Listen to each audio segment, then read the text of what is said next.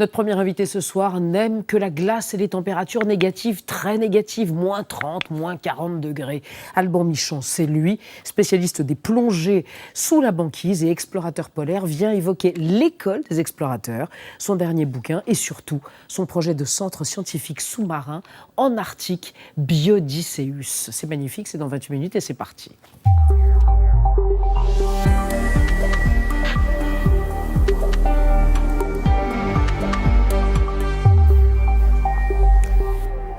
Bonsoir Alban Michon.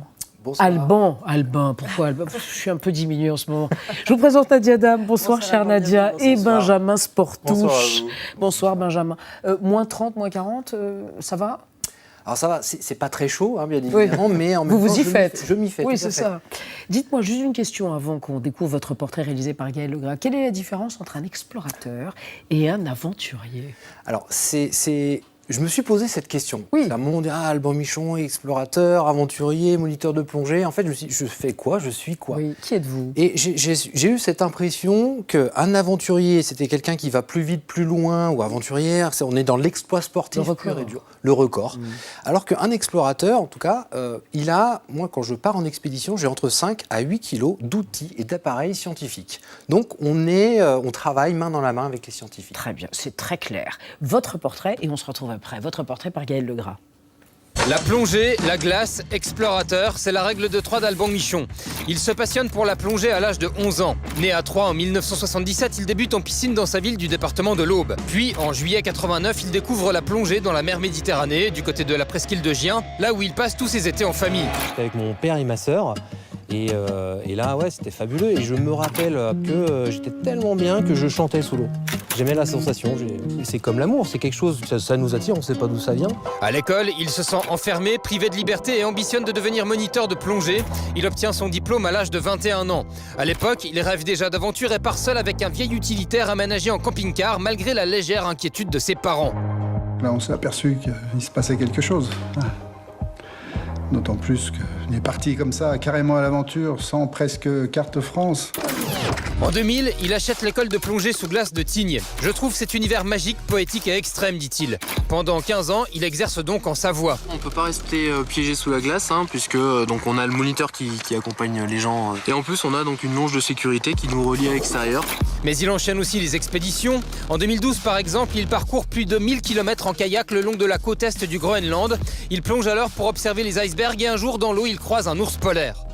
J'en rêve régulièrement de cet ours, de pouvoir nager. J'étais prêt à le toucher, il est passé à côté.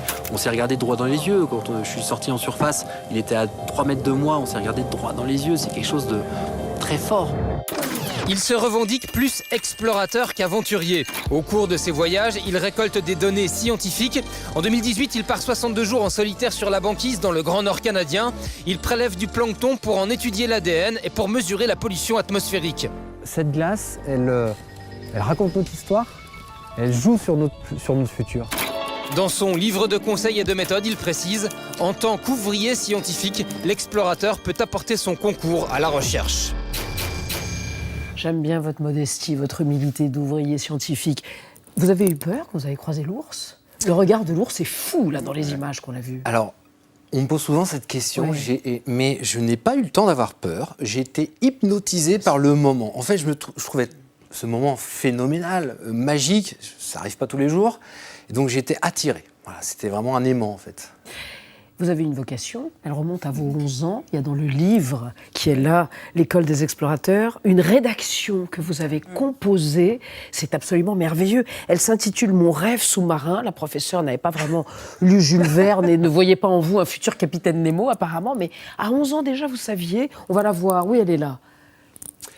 Oui, je crois que c'est le commandant Cousteau. Ça m'a rappelé à l'époque, tous les dimanches après-midi, on regardait le commandant Cousteau. Et moi, il m'a fait rêver. Donc, ça vient de là. Moi, je suis de Troyes d'origine, là où il n'y a pas la mer. Donc, ça vient de quelque part. Donc, forcément, un jour, notre maîtresse a dit « Écrivez votre rêve ». Et j'ai écrit « Moi, je sais exactement où je vais, ce que je veux. J'écris mon rêve sous-marin. » Voilà, c'est magnifique. Qu'est-ce que la glace a de plus que le reste pour que son odeur, parce que c'est tout à fait contre-intuitif l'odeur de la glace, vous enivre, Alban Michon? Alors, j'ai appris à découvrir la glace. Oui. C'est-à-dire qu'au début, j'ai eu cette chance extraordinaire d'être moniteur de plongée à l'âge de 20 ans, 21 ans. Ensuite, d'apprendre qu'il y avait une école de plongée sous glace à Tignes qui était à vendre. Je rachète cette école. Et en fait, à force de plonger régulièrement sous la glace, on peut se dire, bon, c'est un plafond, OK. Mais en fait, non. Je l'entendais bouger, enfin je la voyais bouger, craquer aussi, donc ça, quand ça craque, parce qu'avec les températures, ça vous prend tout le corps, donc je la voyais changer, les cristaux de glace bouger, il y avait différentes couleurs, du bleu, du turquoise, du rouge, et je me suis dit, mais en fait, c'est dingue la glace, c'est important en fait, puis c'est là où j'ai voulu partir découvrir la glace partout Au dans le monde pôle, entier. notamment. Sur les pôles. Sur les Exactement. pôles. Exactement. Benjamin. Et votre prochain rêve, votre projet, il s'appelle Biodysseus. Vous voulez devenir un peu le Thomas Pesquet de la banquise, c'est ça, ça ressemblera à quoi, cette station polaire? Alors, Et on la voit là. Alors, qui on apparaît a des là, plans. ça. Voilà les Ouais. plans. Exactement. 24 mètres de long, 3 mètres de large, c'est ça? Un Ouais, tube à peu près, oui, à c'est 10 peu mètres près de ça. profondeur. Exactement. Et une pourquoi dizaine de faire mètres. alors? Alors, il y a deux raisons à cela. L'idée, c'est quand même de créer une base scientifique qui va permettre, une base sous-marine qui va permettre aux scientifiques, aux chercheurs et aux ingénieurs de venir dans les endroits extrêmes et de travailler. Travailler pourquoi? Pourquoi les endroits extrêmes? Parce qu'il ne faut pas oublier que la glace, la banquise, le pôle Nord principalement, joue sur le climat de la planète. Il se réchauffe 3 à 4 fois plus vite qu'ailleurs. Donc, si on veut comprendre et protéger le monde, il faut en voir l'évolution. Et c'est là où c'est important d'emmener des scientifiques dans ces endroits extrêmes. La France a une base et demie scientifique en Antarctique, au Svalbard, mais rien ailleurs, en fait. Et donc, Elle serait où, cette base? Alors, Au pôle Nord? non, pas au pôle Nord Pas même, parce qu'on a 4000 mètres de fond, ça fait un peu profond, mais on serait plutôt Groenland ou Canada, dans ces eaux-là. Donc c'est tout l'intérêt de proposer à ces gens-là, à ces scientifiques, qui nous alertent aussi sur le climat, sur tout ce qui se passe. De venir faire des études. Exactement. Pendant 6 mois. Il passerait 6 mois. Alors il y a un turnover d'équipe. Oui, quand même. Et donc il y a deux choses, c'est que moi j'ai passé 15 ans de ma vie à emmener des gens qui ne savaient pas plonger sous la glace, Ouais. et là je vais pouvoir les accueillir en leur disant, mais travaillez et puis faites vos études. Parce qu'il faut avoir des études régulières et assez longues. Si on vient à un endroit et que ça dure 2 mois, puis qu'après on repart, on ne sait pas comment évolue le monde. Donc ça c'est la première chose. Et la deuxième chose, c'est qu'on va se rapprocher, effectivement, vous parliez de Thomas Pesquet, Oui. de l'ISS, c'est-à-dire que La station spatiale International. on a des laboratoires qui travaillent sur des technologies qui feront le monde de demain. On a l'ISS et nous on se place entre les deux. Donc on va pouvoir tester dans des conditions extrêmes des prototypes. Des prototypes et aussi essayer d'évaluer comment le cerveau réagit dans des conditions extrêmes. Ça fait partie de ce qui vous habite. Oui, parce que moi je vais faire les 6 mois. Ouais. Alors pourquoi 6 mois? On me dit mais pourquoi c'est long, etc. Il y a une logique. La première raison, c'est que un jour, qu'on le veuille ou non, l'homme ira sur Mars. Ça, le voyage va durer 6 mois.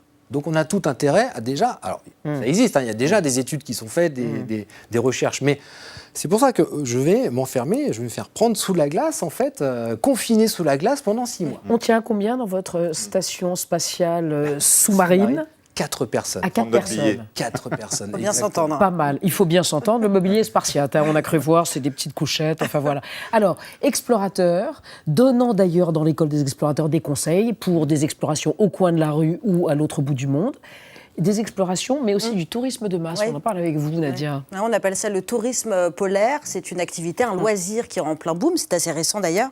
En 2019, ce sont 55 000, un peu plus de 55 000 touristes qui ont posé un pied en Antarctique. Ça a l'air peu, mais c'est 6 fois plus qu'il y a 25 ans. Il s'agit donc de visiter la région de 2 manières possibles, soit sur des gros bateaux de croisière luxueux, un peu chers d'ailleurs, comme on en voit en Méditerranée, soit de façon plus route, c'est-à-dire plus authentique, à la manière des explorateurs. Je cite là une plaquette de voyagistes. Regardez par exemple cette agence de voyage qui propose de bivouaquer sur la banquise. Alors ça, c'est quand même encadré, mais ça a malgré tout des conséquences assez évidentes sur les écosystèmes. Ça menace en particulier la faune marine. Comment est-ce qu'on trace la frontière entre le tourisme et l'exploration?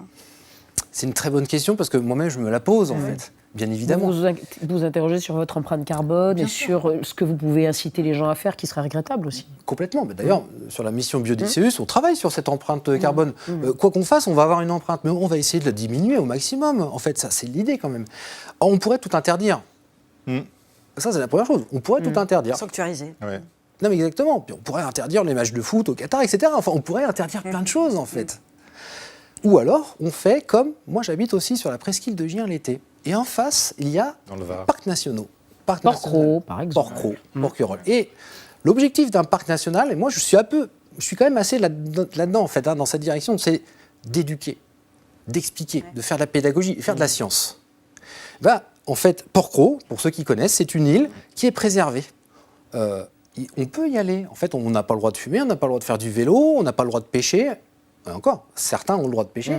Donc, en fait, il y a un juste Donc, il milieu. faut faire la même chose pour... Alors, je pense que on pourrait soit interdire, effectivement, mais la question c'est qu'est-ce que va être le monde de demain si on interdit tout, ou encadrer. Et moi, je serais plutôt pour... parce que quand les bateaux vont là-bas, déjà, en tout cas l'Antarctique, je sais moins l'Arctique, hein, mais l'Antarctique, il y a un permis. Donc, ils donnent de l'argent pour la protection de l'environnement, déjà. Ensuite, donc, on va préparer des gens, on va en faire des ambassadeurs, ok, mais au-delà de ça, il y a des obligations. Les bateaux, ils ont obligation d'avoir des doubles coques, récupérateurs d'eau noire, d'eau usée, d'eau grise, etc. Et moi, je suis pour le développement éventuellement des technologies. Régulation et encadrement. Régulation et aire marine protégée. Eh bien, formidable. Alban Michon, l'école des explorateurs, voilà. Ça, c'est aux éditions EPA, c'est ça, Aventure. Et votre projet, c'est en 2025, 14 millions d'euros. Vous allez les trouver? Oui, vous les trouverez. Mais bien Je pense que vous êtes capable de convaincre absolument On vous le souhaite.